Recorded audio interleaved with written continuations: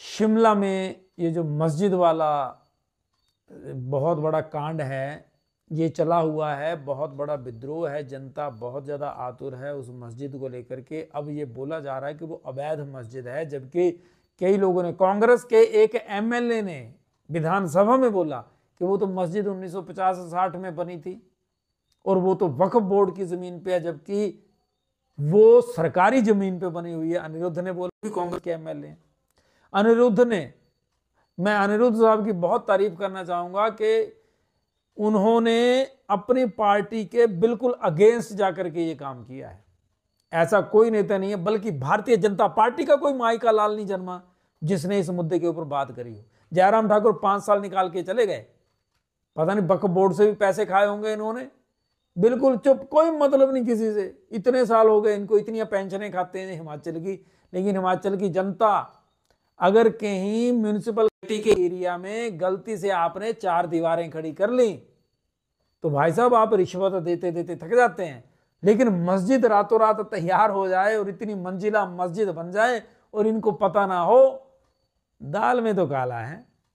जनता ने मीटर लगवाना हो तो लाख लाख रुपए रिश्वत लेते हैं, इसलिए कि भाई साहब आपने तो नक्शा बनवाया ही नहीं था मकान का, 1-2 लाख रुपए रिश्वत दो, नक्शा प्लस मीटर तब लगेगा।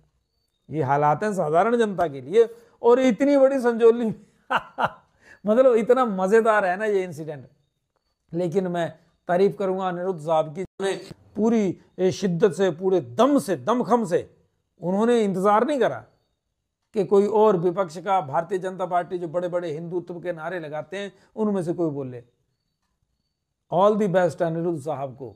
हाँ, लेकिन उनको तैयार रहना होगा। उनकी पार्टी की वोटर बैंक पे उन्होंने प्रश्न चिन्ह लगा दिया है, और ये ऊपर तक बड़ी दिक्कत महसूस कर रहे होंगे सारे कांग्रेस के जो जितने भी बड़े बड़े नेता हैं, क्योंकि उनका काम तो वोट बैंक से ही चलेगा।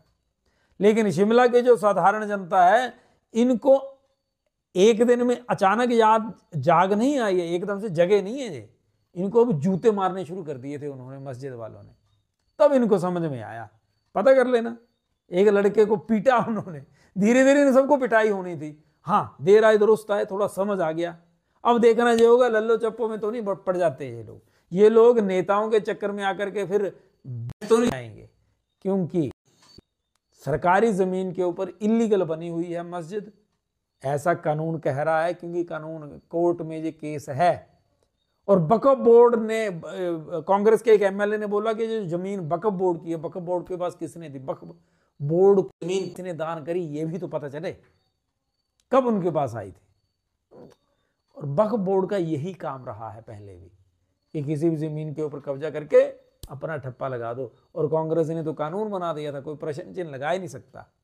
उसी को बदलने के लिए केंद्र सरकार नियम लेकर के आ रही है।